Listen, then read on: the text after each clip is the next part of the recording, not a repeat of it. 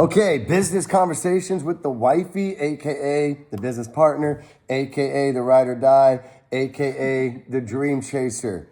So we're just sitting here talking about what we need to do the next few days to maximize our week, so that we can maximize our month, so that we can maximize our year.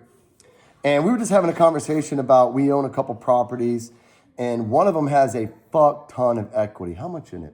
Like 390-ish thousand. Let's see, 220. Yeah, almost. Yeah, about $390,000 of equity in this property. And the beauty of this is we bought this house less than 5 years ago. So long story short, we've rented it out for the last 2 years at least. So someone else is paying the mortgage. Yep. We bought a property for $610,000. We have about $390,000 worth of equity, and that's based on a sale price that is very fair. For instance, if we sold it in April, it'd sell for about $1 million. If we sent it right now, it'd be about $950,000. So that would put an amount of money in our pocket that we would take, and we wouldn't keep the money. We're going to transfer it. It's called a 1041 exchange. She's talking to the kiddo. We're going to transfer the money to another property. And what that's going to do is basically pay down a part of the note of this property so that we have equity in that property, and we're paying less per month for that property, and we're renting out that property as well. So now we have less expense per month. So the average monthly mortgage is X, and we rent it out, we're making Y. And then the difference is something that we'd have to pay. And it's a very nice property, very expensive property. However, we didn't put much down in the first place. So we kind of gave ourselves a bill. You know, yeah, somebody else is paying the principal and part of the interest, but we still gave ourselves a bill. In the long run, it would work out. But if we sold this property that we have now, that is in an area that is a very attractive area. It's not going anywhere, especially in this part of Washington State. Took the money from that, put it into this property, paid down the note. We would basically free up $3,600 a month. That's over $42,000 a year. We would free up $3,600 a month extra so that we could do other investments with. And one of the things that we're constructing is we have a guy that we follow that buys, he buys properties they're called Section 8. And there's only certain areas of the U.S. you want to do this, landlord-friendly states. There's Section 8 properties, spends about $80,000 to $100,000, maybe not even that much. 3-bedroom house, under 1,500 square feet. And the average rent is about $1,500 a month that the government pays. The government pays that. So we buy the property, it's turnkey, it's ready to rent. Might have to do a couple of things to it. There is a lender that is not your normal bank that will lend you the money for this. You put the down payment of 15%, maybe 20. Next month goes by, you hire a property manager, you list it Section 8. Somebody rents it, the government's paying you. They're making the mortgage, they're making the payment. You don't have to worry about tenants not paying. No, it doesn't exist. As long as they're in there, the government is paying you. It's pretty cool. So what we're going to do is, instead of buying $1 million properties and renting them out, we're going to buy 100 properties worth $10 million and have $40,000 to $50,000 a month passive income. And the reason why we're able to do that is because we have businesses that pay us. We make money off the businesses. And we pay ourselves for our living expenses, for our house or cars or whatever, eating and stuff like that. And the remainder of it, we're just going to dump into buying these properties. So we want to have 100 doors in 5 years. So that's roughly what, 20 doors a year, right? But you're not going to get 20. You're not going to get 20 doors in the first year, but you might get 40 doors in the fourth year, right?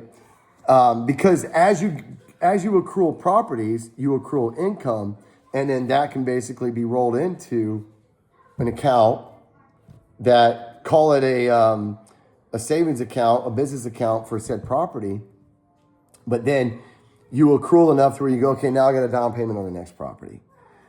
It's like the compound effect. Call it the Burr method, except we're not going to rehab the properties. If they're turnkey, they're ready to go. If there's a little bit of rehab to be done, as a general contractor, I know what I'm looking for there. I can walk in a house, look around, and go, okay, it's going to cost X. Is it worth it? Yes. Especially since we got such a sweet deal, you know. Say a property is worth 80, but it's going to cost 10 to fix it. Well, you pay 60. You make 10 on the rehab. And you have the equity already there. You don't need to pull it out. Let it sit there. You don't need to pull it out. But it's nice to take a property, fix it up a wee bit, right? It's worth more than you paid for it, and you get a tenant in there, and now you're getting cash flow off the property, and the property is accruing in value, and you already have equity in it because you made the property worth. Let's say, long story short, the property is worth nothing if there's nobody in there. It's worth nothing if it needs work, right? It would take somebody to take a risk that knows how to make that thing that's not worth anything worth something. It's just like a glass of water. Empty, it's worth nothing. But if you put water in it, it's worth the water inside, right? So we're just sitting here strategizing, you know, this is what we do. The thing I love about having a wife that's involved and business minded as well is like you're a team and you're unstoppable, man. It's like think about it like this. You're playing tug of war. If you have a significant other and you've got one idea and they got another, you're just fucking fighting all the time. You're playing tug of war. You're pulling back and forth like, oh, we're spending money on this. Oh, we're doing this. I want this. Okay, you'll get this, but then I get this. No. We're like, hey, let's stop fucking around with this, and this. Let's do this. Like, okay, done. Like, don't get me wrong. I like money. I like to spend money. I like nice things, right? She's like, yeah, he definitely does. But, you know, that's part of it's not a reward for me. It's like a reminder, right? When I like pulling up to go to a restaurant in my Mercedes and the guy's like, oh, nice car. I'm like, oh, thanks, dude. You know, it is a nice car. I like my car. It's safe. It's reliable. It's comfortable. It looks nice. Like, you know, you basically, you know, if you're going to work your ass off, right? Play your ass off. But remember, work comes before play. And if you pay now, you get to play later. So what we're talking about, we business strategy every weekend and every other day, actually. Sometimes it's 10 minutes, sometimes it's an hour. You know, today I was talking to her and I said, hey, you know what? We're going to sit down. And even if we run out of things to talk about and we start looking at stuff online or Instagram, we'll get, oh yeah, you know what? By the way, I forgot about this. It gives you ideas. Like, hey, you know what? We need to talk about this now. So we have a construction company that has a lot of momentum starting this new year. Like in a few days, I got both divisions full steam ahead on jobs. I'm going to go out myself and poke around, talk to the guys, like really immerse myself in like maximizing the efficiency of this machine. So I'm excited about that. And this next month of January, my construction company will probably net, I'm talking net, in my pocket about $50,000.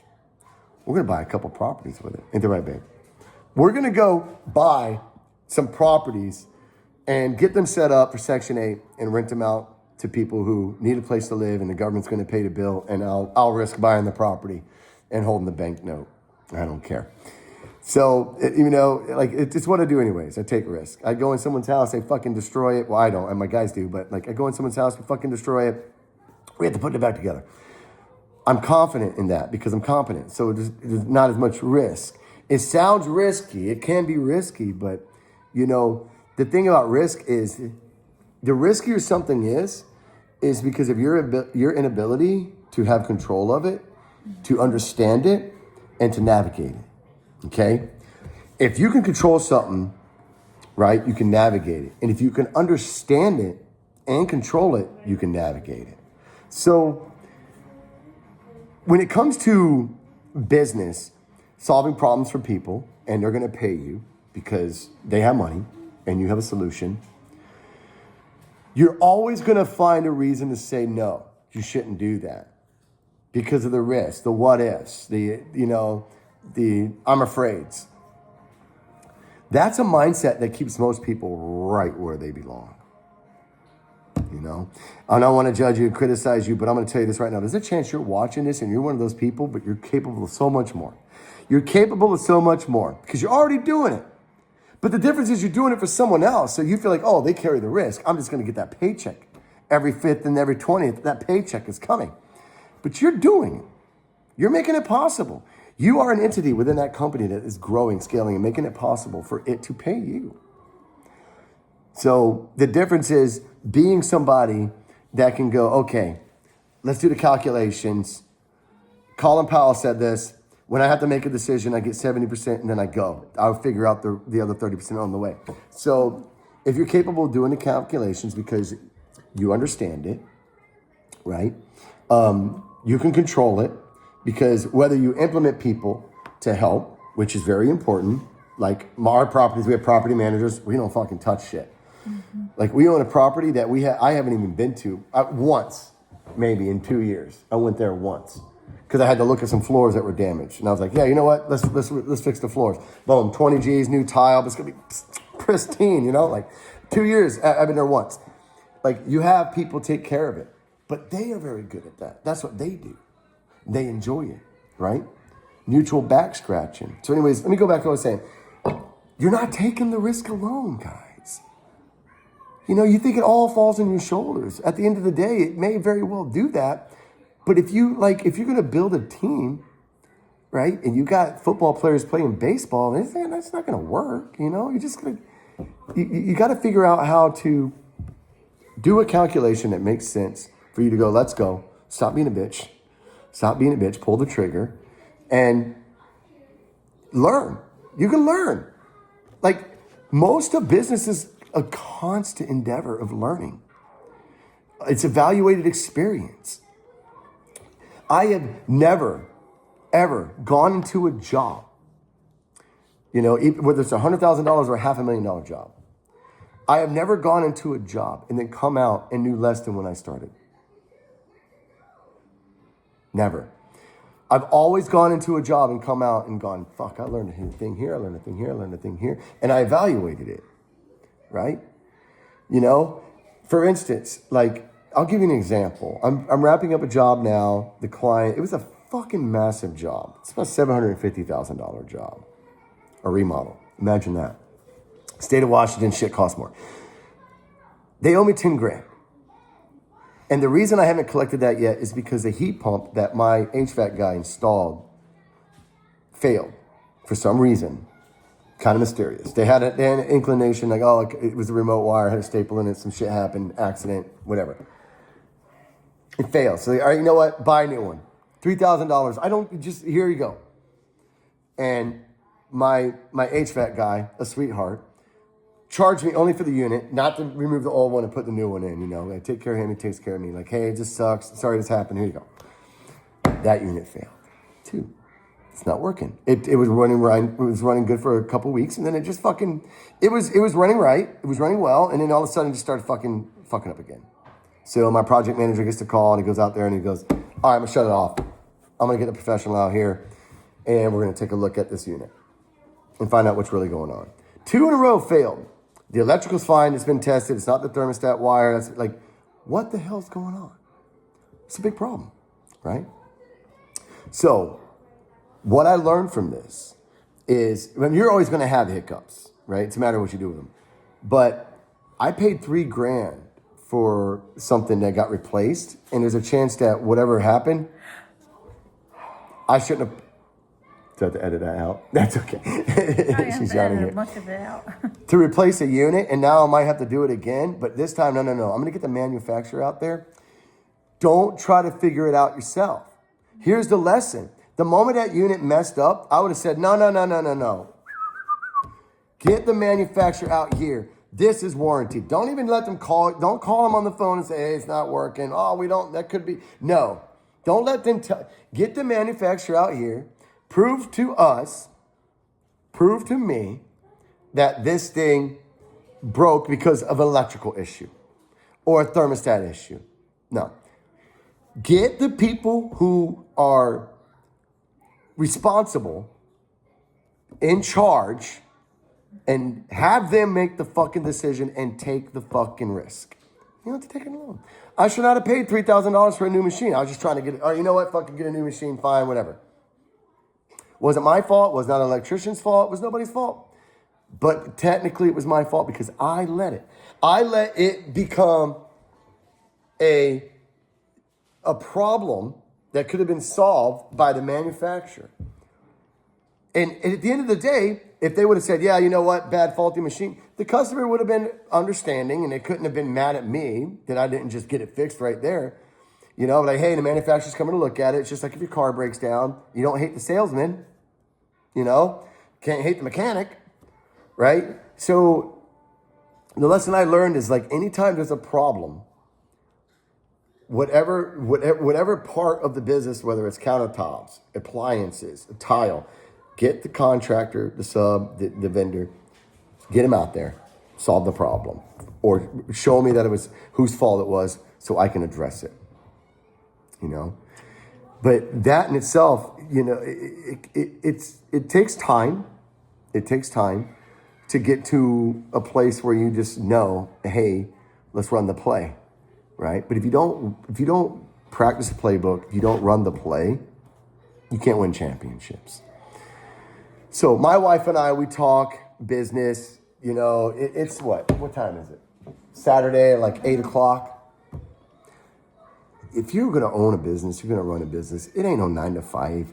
You're going to have to do what it takes when it takes. But it's very worth it. It's very worth it if you like the outcome. If you like solving problems for people, you like having employees that are successful. I love when one of my employees is like, oh, I did this thing, I got this thing, and like, oh, that's awesome. And you knew that you were a part of making that possible. You know, it's a good feeling. So like, you know, the money is always going to be there if you do the right thing that make it possible. Like, you know, watching the money is one thing because, hey, I'm doing an estimate. I just don't want to throw a random number at it because I could be overcharging, I could be undercharging. So what I do intentionally is I build an estimate and I involve the people that are required. And the customer likes that. It's part of the sales process. The customer loves that they see that I took the time. Because then they know when I come up with that number, and it's different than the other person, they go, and customers, they ain't stupid, especially when they're writing $500,000 checks. They're not stupid people. They're smart fucking people, and they're good people. So you take the time and you show them that you're worth that dollar amount. They look at the other person and go, well, he was about 10% cheaper. And they go, well, why do you think that is? I don't know. I was like, well, did they do this, this, and this? They said, no, they didn't. They said that they have this system they use. I was like, yeah, well, there goes intuition. I was like, that system is just a sales pitch to make you think that it's under control because some computer said so. I was like, at the end of the day, do you trust computers to make decisions about your children? Do you trust computers to make decisions? Okay, yeah, you got me. Like, all right, so there's a chance that price might actually turn into this price when it's all said and done. But, you know, just listen, if you don't take care of what's required on the front end for your business to operate and show your clients that you are worth the money, you're going to be treading water. You're going to be scraping by, sacrificing your wife and your kids' life, the time that you could be giving to them, the opportunity you could be giving to them for people who don't even know they're ripping you off inadvertently. So, you know, hey, this is what I'll say. I'm going to close with this. Be somebody that you look up to. Paint that picture in your head and become that. And don't stop. You want to be a business owner? Get ready to work hard and smart. Okay? The smarts come because you did the hard. So I'm going to end with that.